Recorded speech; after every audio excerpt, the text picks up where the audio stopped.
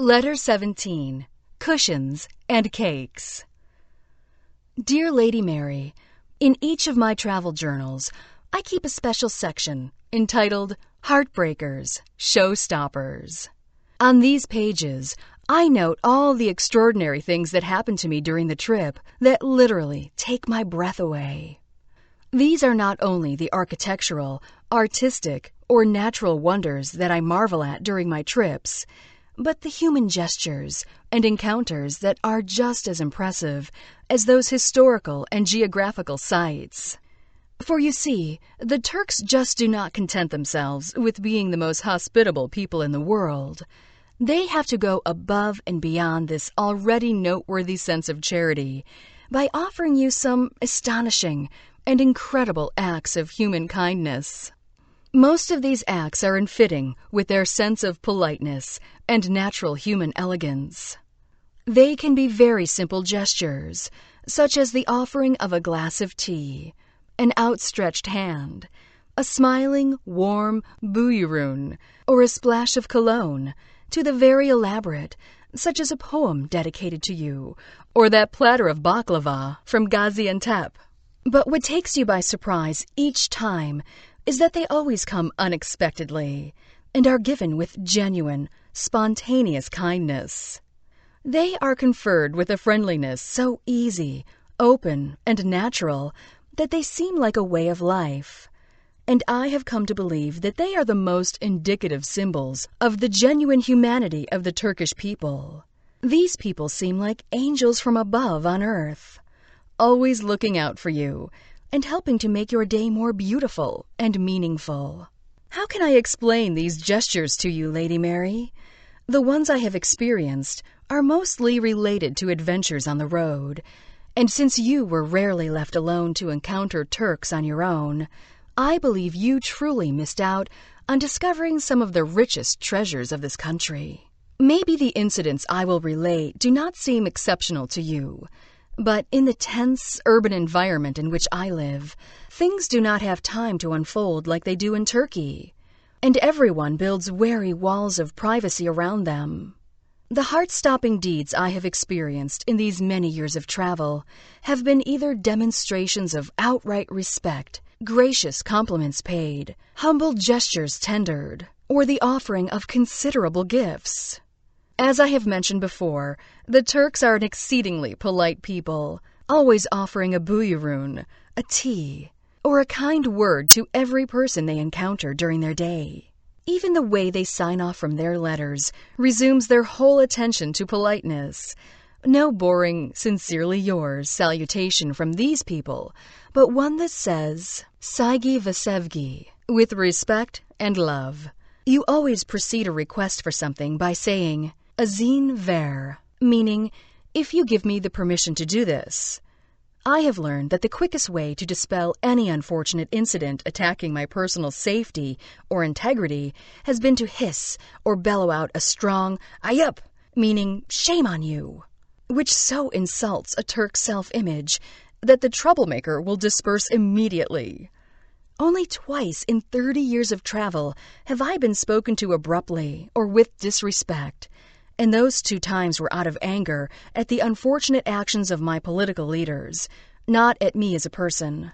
I have often been told that one of the reasons that Turks are so kind to me personally is that I make an effort to respect them by dressing appropriately, behaving in accordance with their decorum, and above all, by speaking their language. Perhaps this is true, but they respect all foreign visitors. They do not put on a show just for foreigners, but are genuinely polite and reverential to each other. Village simpletons and beggars are especially treated with respect. On my first trip to Turkey, I was walking in a quiet neighborhood, and a blind man approached me, holding out a dog-eared, faded postcard to me. At first, I did not understand the encounter, but then I realized that he was selling me viewing rights to the little kitty on the postcard in exchange for a coin. He was not a beggar in this fashion, you see. He was offering me a service. A man standing nearby came up to him and said, Amca, my uncle, a term of endearing respect for older people. "You must leave her alone. She is a foreigner and will not be able to understand." And with that, came over, took him by the elbow to steer him away from me, and at the same time discreetly slipped a coin in his hand. Amca's honor was respected. I was not made to feel uncomfortable, and the man knew that he had taught me a lesson about the Turkish way of alms asking and giving. Another incident in Konya showed the same sense of compassion. I had gone into a pharmacy to get some medicine, and when I came out, I immediately sat down in a tea garden next door to rest and take the pills. The head waiter, being a sharp-eyed Turk, and having noted that I had come out of the pharmacy and was now unwrapping pills, understood that I was not feeling well. Before I could order a tea, a beggar woman came up and sat down at my table and tried to get money out of me. The waiter immediately interceded and said to her, "Please, my auntie, leave her alone. She is not feeling well," and took her by the arm, sat her at another table, and gave her a cup of water. By treating her with respect, not dismissing her or shooing her away, he saved the honor and dignity of the three of us. When it came time to pay for my tea, he said that it was his pleasure to offer it to me as an apology for my having been inconvenienced at his place of business. Another experience with a village simpleton happened in AHBÂR-I. I was enjoying a quiet Sunday morning stroll around the town, admiring its outstanding Seljuk monuments, when I became increasingly aware that a man was following me, observing me, and dogging my every move. But nothing more than that. It was also on this morning that I decided to take a big leap into the modern age and have the photos on my digital camera transferred to a data disk for the first time. The camera was brand new, and I was totally unfamiliar with the process, and very nervous about trusting a Photoshop in such a small town with such an important responsibility. On that camera were the photos of an entire summer of research, and to lose them in the transfer process would have been a catastrophe. The shop owner immediately sensed my anxiety over the operation and did everything he could to reassure me. He brought out the young headscarfed girl technician from the back to show me that even a girl like me was capable of doing this. As she took my precious chip to the back room, patting my hand in the process, he assuaged my apprehension by offering me a chair and tea, showing me a photo album of the region, and offering me a set of photos of this beautiful lake area as a souvenir. Just as I was starting to feel at ease, into the shop burst the man who had been following me all morning, and glaring at me, sat down in the chair next to me and started to blabber incoherently. It was then that I realized that my tagger was a simpleton. Right on his tails, a second man entered the shop, who spoke to the shopkeeper and told him that he had been keeping his eye on my friend all morning, since he noticed that he was following me. Even I was unaware that there was yet another pair of eyes following me all that time. Benevolent ones this time, so discreetly was he taking responsibility for my safety. The shopkeeper sized up the situation immediately, led the man outside, sat him down under the plane tree across from the shop, and brought him a tea. My guardian angel then proceeded to go out to him and quietly tell him it would be best to leave this foreign Hanım Efendi alone. He stayed with me until I got my chip back from the smiling young lady, and beautifully burned CD in hand, I exited the shop, knowing that I was no longer in any sort of danger, and that the simpleton had no idea that he had done anything wrong. Encounters with authorities have also proven to be dignified and respectful, even when I was clearly guilty of the offense. Once on the road in eastern Anatolia, I was driving with a friend who had picked up the nasty Turkish habit of passing at the crest of a hill. It always made me very ill at ease, especially since I was sitting in the passenger's seat, but backseat driving was never appreciated. One afternoon she pulled this maneuver, and unluckily for her, a police car was waiting in prey just for such offenders on the other side of the hill. The officer duly pulled her over and came strolling towards us, ominous with his gun and severe sunglasses. He came up to the window, scrutinized the interior of the car, gruffly asked for her license and registration, and scanned it over with great seriousness. I could tell my trembling friend was scared to death, but I was actually secretly pleased that she was finally going to get reprimanded for this dangerous practice. Although I was wondering how I was going to break the news to her sainted mother in San Francisco that she had been hauled off into a Turkish prison. He handed the papers back to her, leaned over close to her face, and very slowly and very sternly enunciated, "Do not ever do that again. Do you understand me? Do not ever do that again." And with that, he turned and waved us on. That severe, yet dignified remonstrance served everyone in the situation with respect. And she never did do it again. Even in that instance, when I was caught innocently photographing military grounds, everyone, from the soldiers with their machine guns in the back seat of the car to the gendarmes in the station, showed me nothing but respect, with a dash of good-natured amusement thrown in. The odd thing is that Turks do not like it when you try to play their own game with them, and have a hard time accepting acts of kindness from others. One year, my friend and I decided that we wanted to bring a gift to the manager of the hotel in Antalya as a thank you for the many kindnesses he had shown us over the years. Before leaving New York, we carefully selected a pen set as a gift, and upon our arrival, discreetly left it at the front desk with a card. 5 minutes later, there was a knock at the door, with the concierge returning our package to us.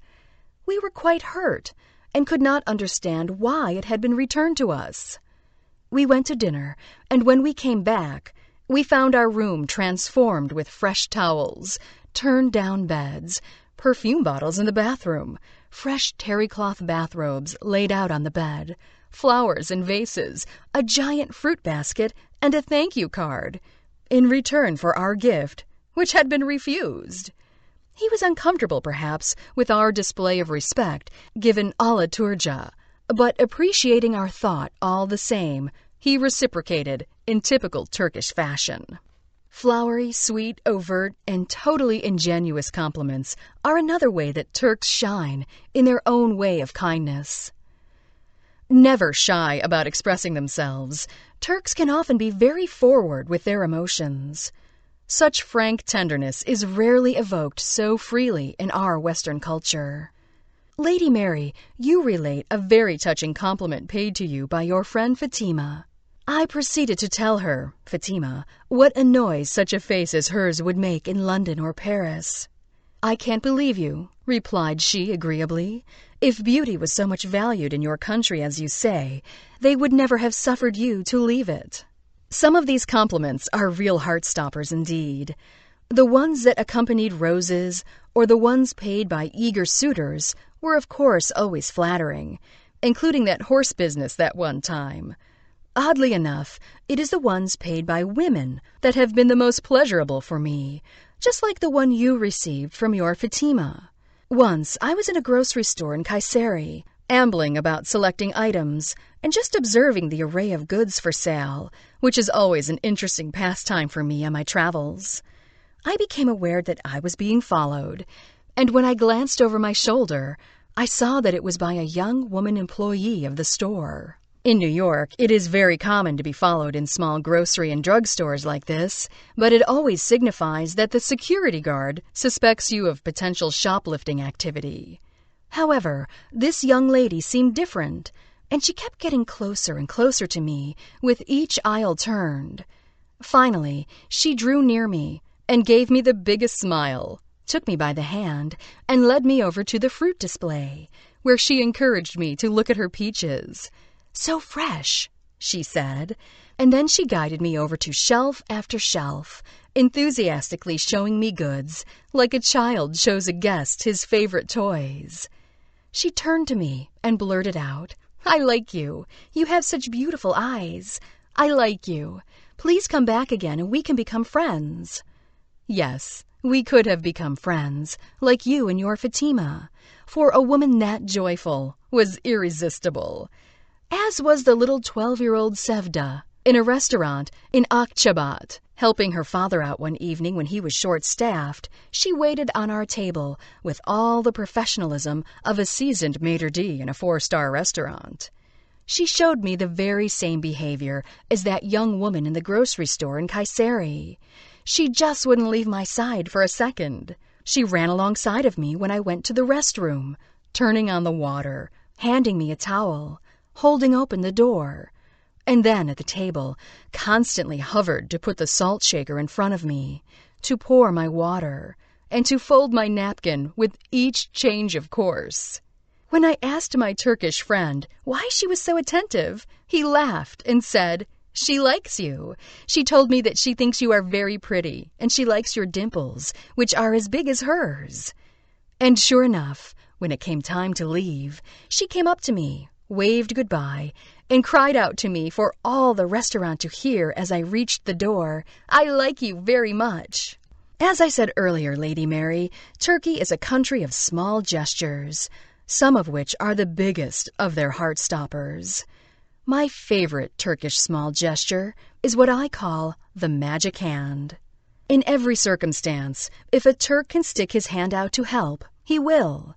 Those flying hands just can't keep to themselves. Like the wave of a fairy wand, Turkish magic hands proactively sense what needs to be done and reach out to do it. I arrived late one night at the bus station of Tokat to find the place in sheer pandemonium, for it was a soldier's holiday. All the young boys were coming home on leave, and their large families were there to greet them.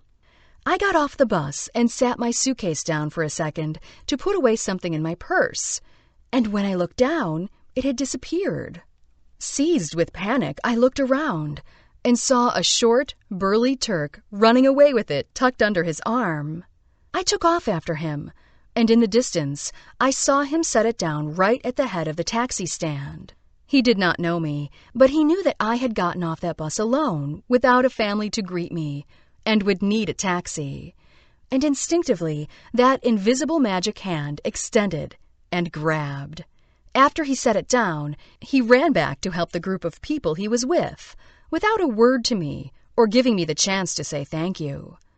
One time in Kayseri, I was waiting to board the bus with my heavy suitcase, standing alongside a shavlar-clad peasant woman holding a baby in her arms.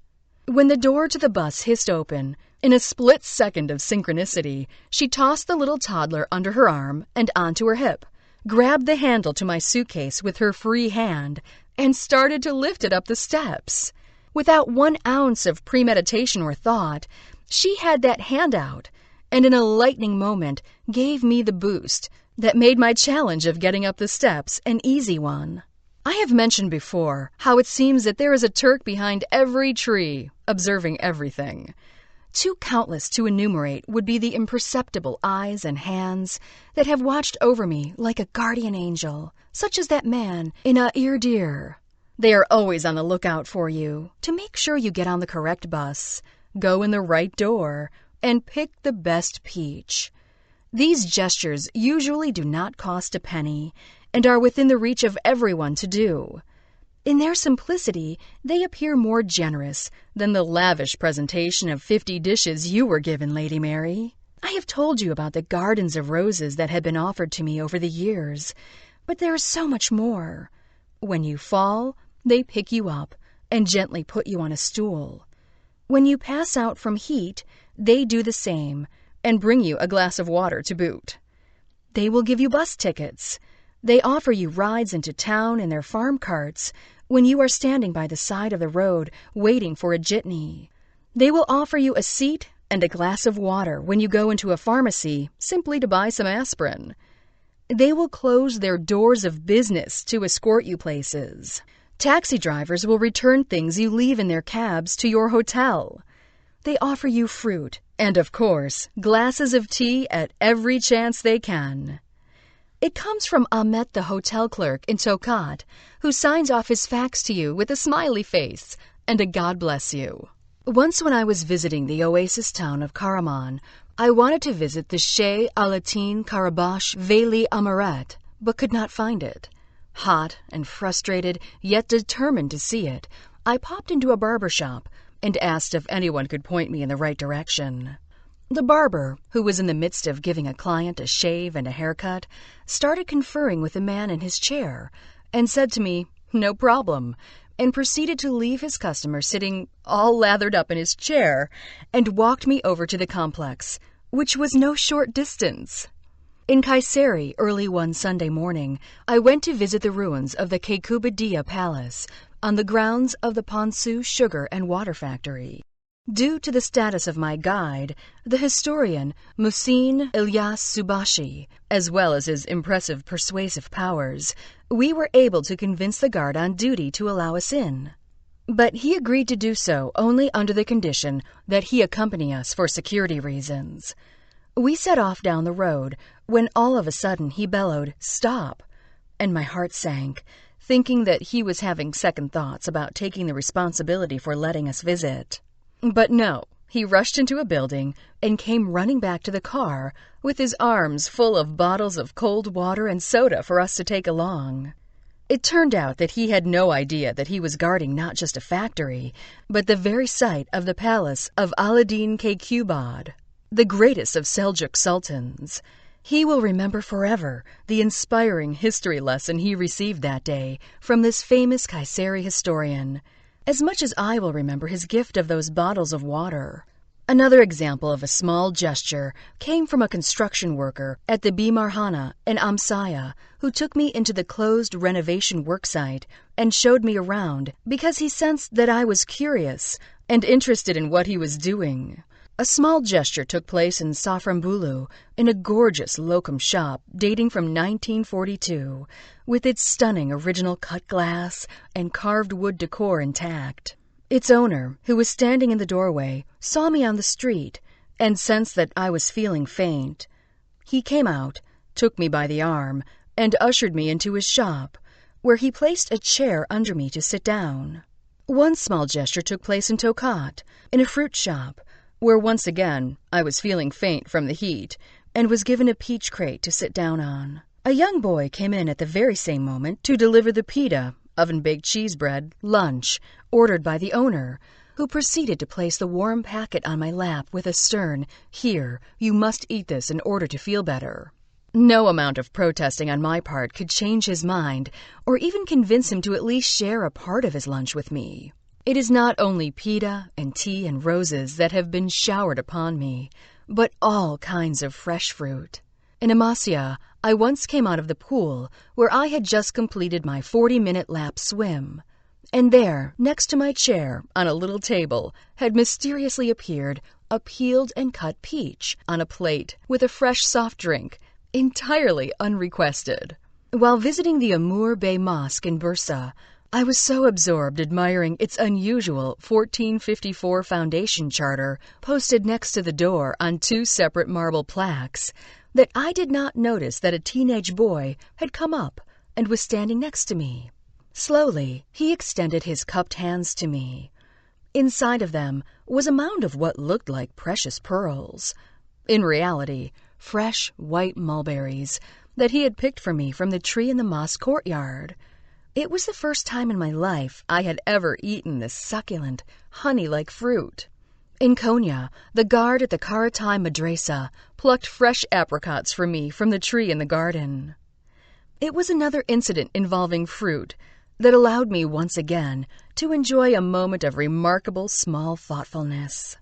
I have been invited to visit the mystical Sheh Torasan Dervish convent on the top of a remote mountain on the road between Kayseri and Urgup. Before heading there in his jeep, my host, Shuayip Turkur, stopped at a grocery store to buy fresh fruit to take to the gatekeeper and his family. When I offered to participate, I was of course refused, and was even made to feel that I had seriously offended him. When we got to the convent and unloaded the numerous bags of watermelons, peaches, apricots, and grapes from the jeep, Shuayip put them all in my arms. When the gatekeeper and his children came rushing out to greet us, Shuayip pushed me gently on the back and said, "Go, don't be shy, you go offer them the fruit." It was his way of helping me establish contact and start a friendship with these people, as if it had been my idea in the first place to bring them fruit and purchase it with my own money. The most touching of the small gestures are the ones that are offered you by poor people who have nothing else to offer you but their kindness. Their gestures elevate them to a position of greater dignity than any sultan. Once in Tokat, I sat on the low wall outside the Hatuna Yakami, waiting for the prayer service to end before I could go in and visit the mosque. A hunchbacked shoeshine man lumbered over to me and brought me a burlap bag to sit on. The bag was dustier than the place I was sitting on, but that was not the point. He gave me something, and even in his poverty, he was able to offer a meaningful gift. It would appear that the people of Tokat love to give cushions. Another time, while waiting outside for the prayers to end at the Garipler Mosque before entering, an elderly woman who lived in the house next door and saw me sitting there from her window came out carrying a bright Kalim cushion for me to sit on while I waited. Have you ever done anything so simple and genuinely thoughtful, Lady Mary? I don't think I have. On 2 different occasions, visits to one of my favorite mosques in Turkey, the Murat Hudavendigar Mosque, on top of the Çakırga Hill in Bursa, offered me unforgettable experiences of kindness from modest souls. In this complex of quiet spirituality, Sultan Murad I, one of the most famous of Ottoman sultans, lies buried in a tomb across the street from the most impressive mosque he built. There is a small tea garden surrounding his tomb, and I always stop there to enjoy the trees and flowers, to listen to the rustling breezes at this high spot over the city, to study the noble mosque across the street, and to contemplate the life of this tragic sultan, murdered on the battlefield of Kosovo by an enraged Serb. Once when I was sitting there, a destitute old man shuffled over to me and extended a very grimy hand, holding one of the famous plump Bursa peaches for me. When I left and went to pay for my tea, the waiter said that he had taken care of it as well. He was as poor as his hands were dirty, that man, and yet he was able to offer a fresh peach and a tea, as if it were an invitation to a banquet. Another time, after a visit to the mosque at the end of a long day, I was too tired to walk down the hill and decided to take a taxicab to my hotel. Before I got in, the driver walked me to the rear of his cab, where he opened the trunk. Inside of it were some 10 loaves of freshly baked bread, still warm from the bakery where he had just purchased them to take home to his family for their evening meal. Their aroma was mouth-watering, as if the trunk were a mini bakery oven of its own. He reached in, grabbed one of the hot loaves, and stuffing it into my hands, said, "Here, this will be for your dinner." He, like that man in the tea garden, gave what he could, which made the gift all the more unsparing and charitable. Cab drivers often give more than just a ride to your destination, as I have shown you. On the road to the airport in Tokat, to take my return flight to Istanbul, I chatted with the cab driver and told him how much I loved his city above all others in Turkey. He asked me why, and with each reason he nodded his head and smiled. Soon we stopped along the road, and he got out of the cab and disappeared. Just as I began to wonder what he was doing and if I was going to miss my flight, he came running back, opened the door, and thrust in my lap a plastic bag filled with over 3 kilos of ripe peaches. "These are for you.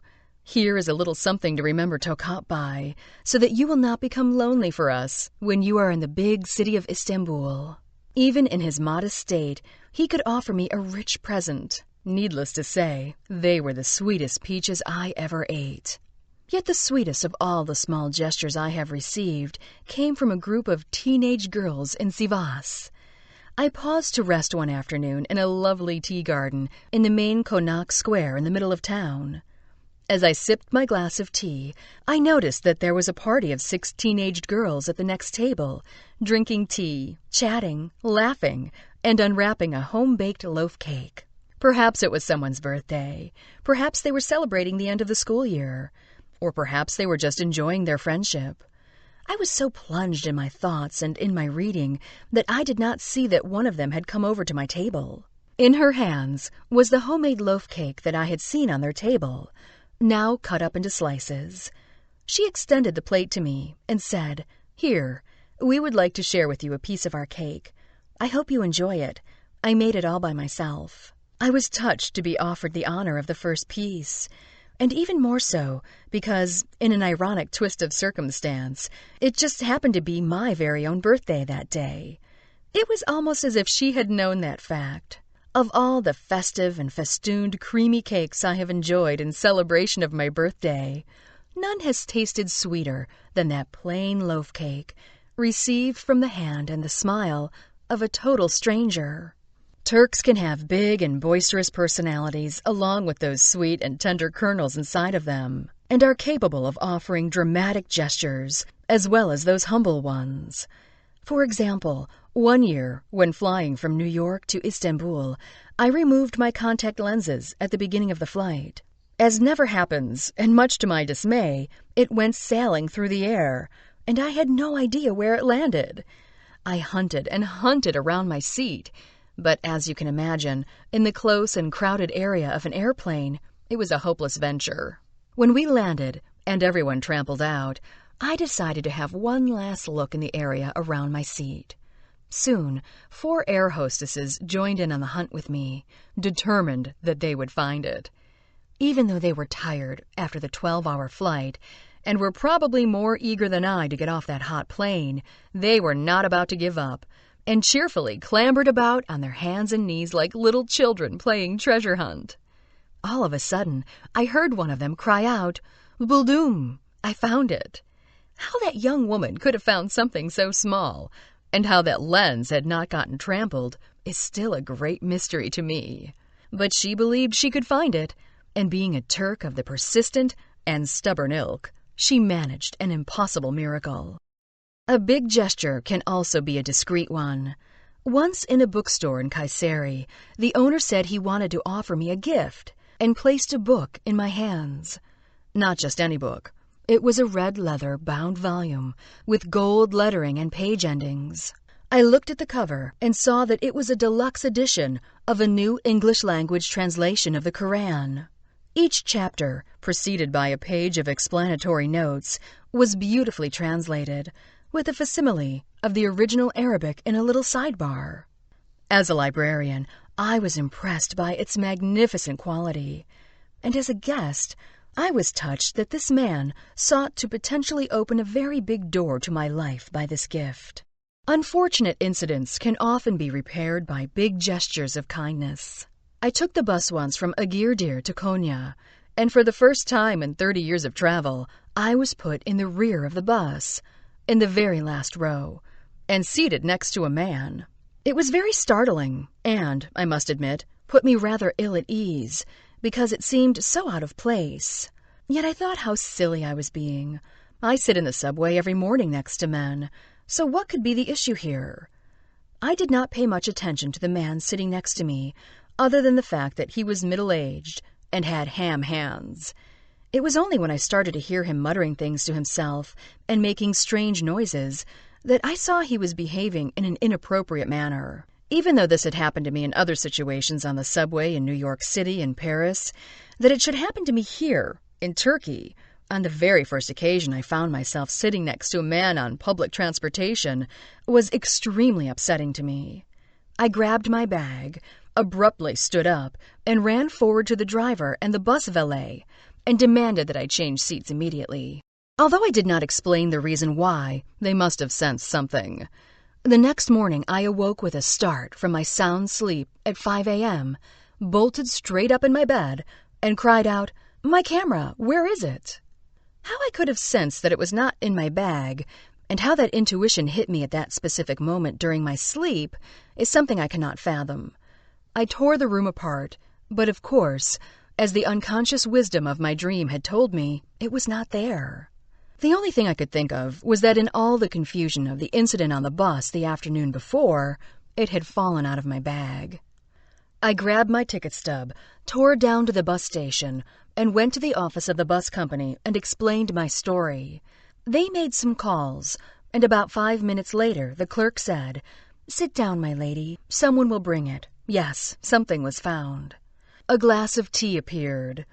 I dared not hope that it was my camera, filled with a summer of research photos, which, if lost, would have meant an entire trip in vain, with all the time and money spent for naught.